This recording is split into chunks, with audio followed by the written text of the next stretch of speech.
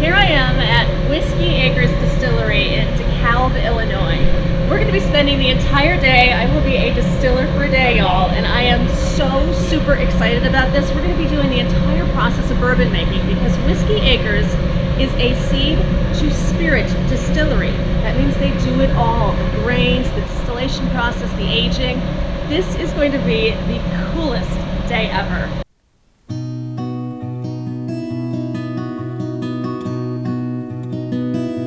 Basically what we're doing right now is we're taking the hard grain, which I have a sample over here. We're taking our hard grain here, this malted barley, and what we're doing is we're milling it down to finer powder so that way the enzymes can react. What we're using is a hammer mill here. I have 680 pounds in here at the moment. They'll run through this hammer mill here, up the auger, and it will be in this powdered form once it comes through.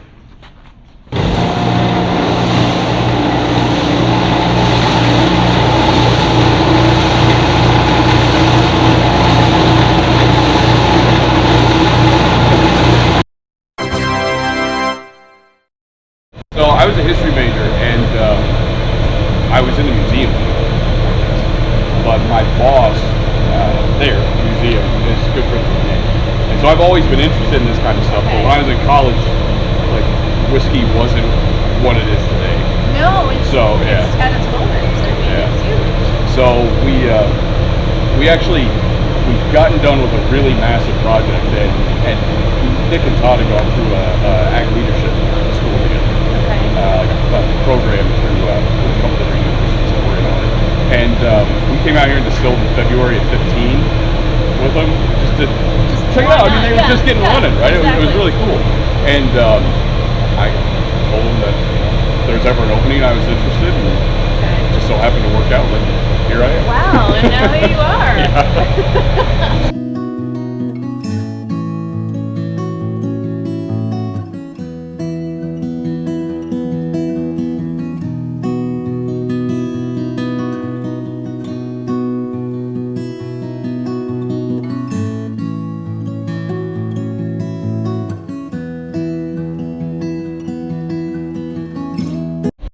This is blue corn, and this is gonna make my bourbon.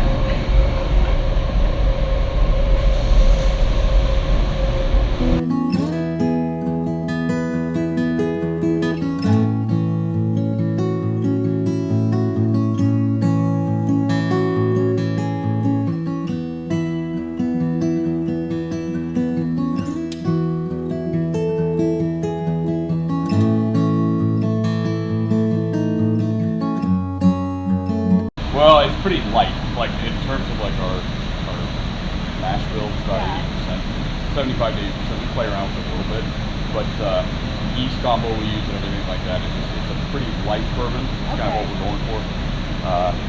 Just different. That's fascinating. I would never have thought of that. Yeah, take a look at the mash though. Look at the color of it. So you'll see a difference over the course of today between when the mash goes in and the beer comes out. Oh wow, that is serious surprise.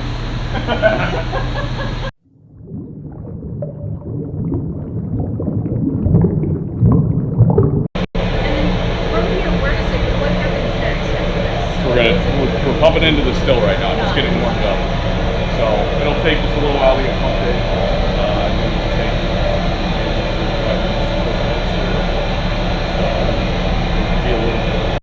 I mean, it's amazing, even with the variation in season between, like, we were sort of hitting fall, starting to dry out a little bit.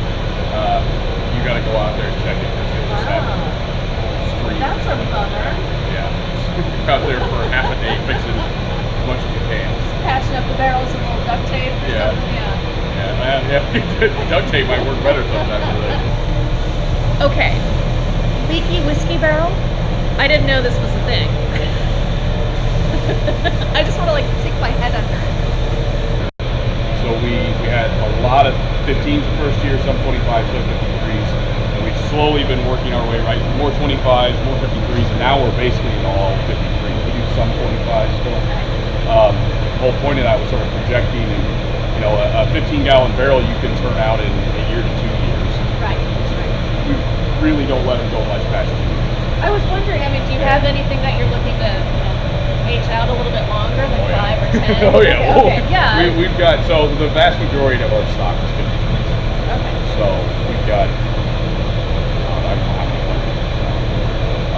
but our 25s, we said, okay, 2 to 3 years, and then we're finding now it's a little closer to 3 years, is where I sort of like them 2.5 to 3 years. Yeah. So that's, the rye will start being that, so the last batch was out of 2-year 15s.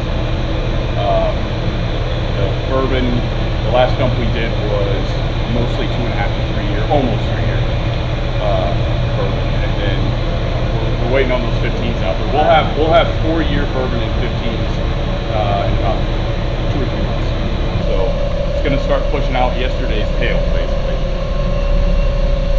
You'll see it'll start getting cloudy as those residues get cleared out. There it goes. This thing is super hot. Do not touch. It is bubbling away. It's crazy. And we were talking about the age and like how long they last. Apparently, we think maybe 15 years or so, because they start to wear down from where the liquid is bubbling and boiling inside there. And the vapor comes up and it comes over here. I'm blown away. Seriously cool stuff, y'all.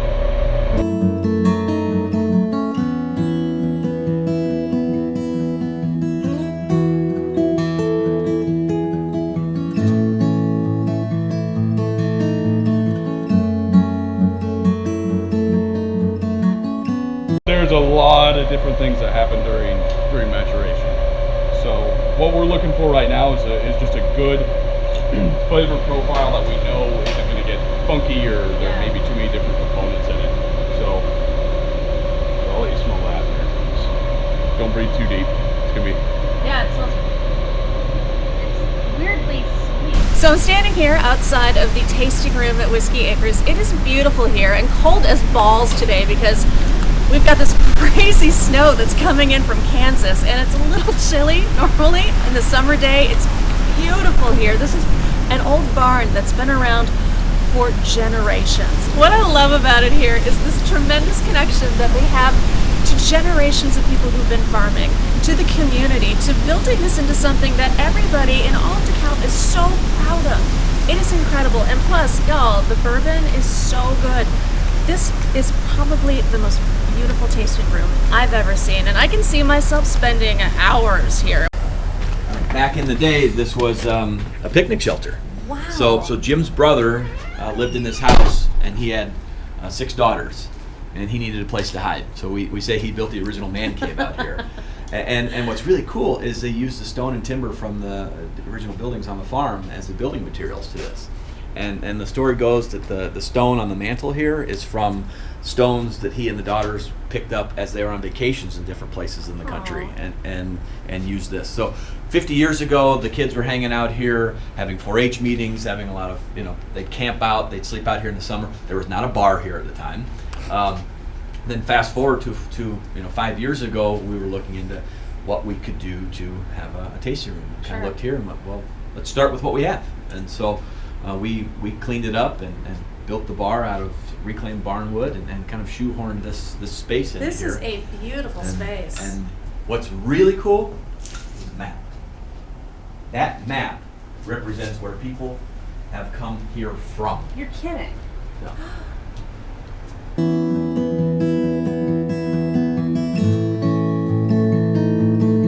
Now, there's the photograph over the fireplace in the tasting room. Yes. Can you tell me about that? I can. That goes back to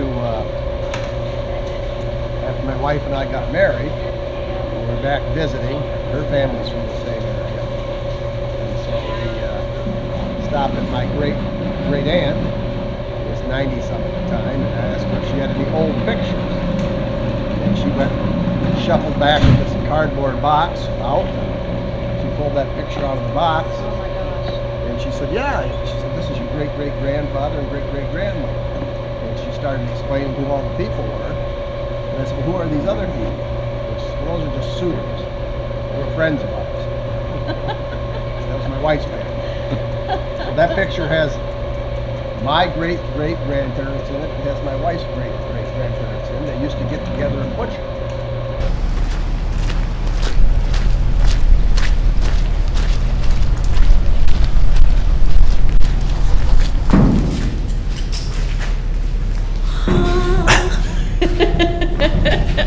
I just want to like crack into one. So this is the first warehouse. So this is going to have like the majority of our small barrels are in here, a lot of 53s, and then the second warehouse is all 53s. So we'll see if there's a difference in the aging process between those two buildings. I swear to God, the same thing happens here. Nope.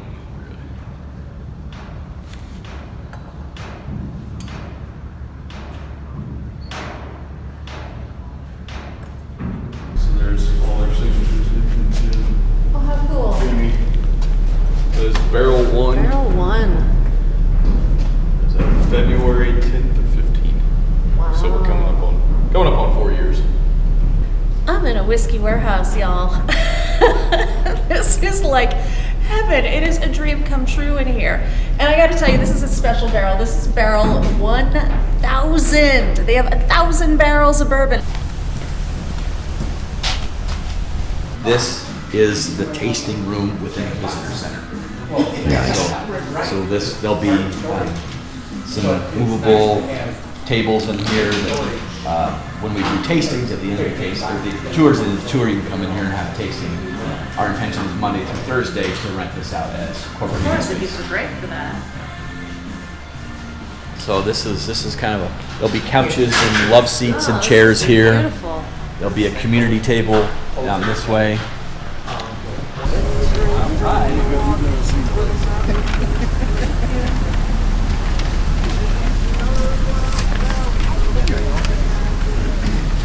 Think so? Any troubles? So we are in the tasting room here at Whiskey Acres, and it's a big day because they're releasing a new special edition bourbon. It's the 5.5 grain. I am dying to taste this. It sounds really cool. Now the 0.5, it's two different kinds of corn. So they can't quite call it 6 grain, so we call it 5.5. Can't wait to try this stuff.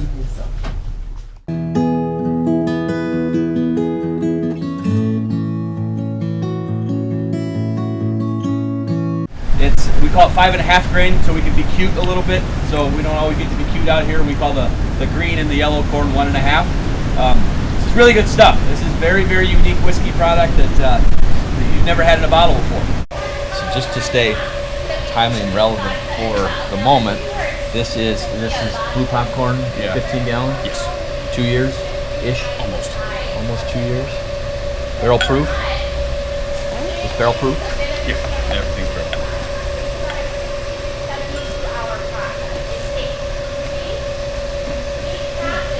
So this is what he's distilling today that we distilled a couple years ago. So what am I supposed to be smelling here? Whiskey. Thank you, thank you. It's barrel proof. Oh, okay. So I'll grab a water here and we can Sure. open it up a little bit. But, opinions vary on what legs do. I can just tell you this has legs. I see, yeah. I love it when our whiskey is viscous and holds up like this. I mean, those Yeah, are you just. get that roll, I yeah. love it. Love it. This is wonderful. We agree. That's why we planted so much of it this year. Hopefully this is tuition money for the twins. Yeah, good luck with that. So this is not where we want it to be. I haven't been in this one for a while, so I'm really excited here. But this is. It's 6 months for me. This is barrel number 10, right? Barrel number 10. March of 15. I remember when I made this too.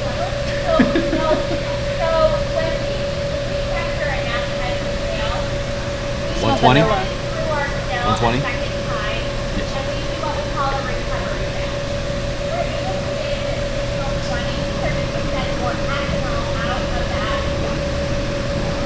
I'll take you back to the beginning.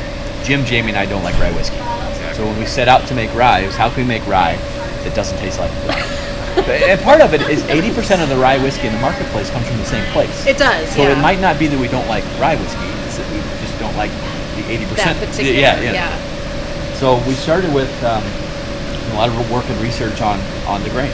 That's what everything out here is founded on. And as a kind of a geek sort of story for you, is farmers in the United States do not have access to variety-specific rye. Most rye is planted as a cover crop. So when we put it in the ground, it gets tilled back into the soil for erosion prevention and nutrient management. There's very little rye, especially around here, that's actually harvested to be taken to grain and seed. So if all you're after is the organic matter, there's no reason to manage the genetics. So there's no financial reason for companies to manage those genetics either. Sure. And here specifically, our soil is too fertile, and our growing season is too long to effectively grow most rye, because rye gets in our fertile soil, has these long growing seasons, and it will grow as tall as you. You get a nice summer wind come through with a little bit of rain, and it goes flat. Yeah. So most rye, because of that, it's a pretty big liability to plant here. Yeah.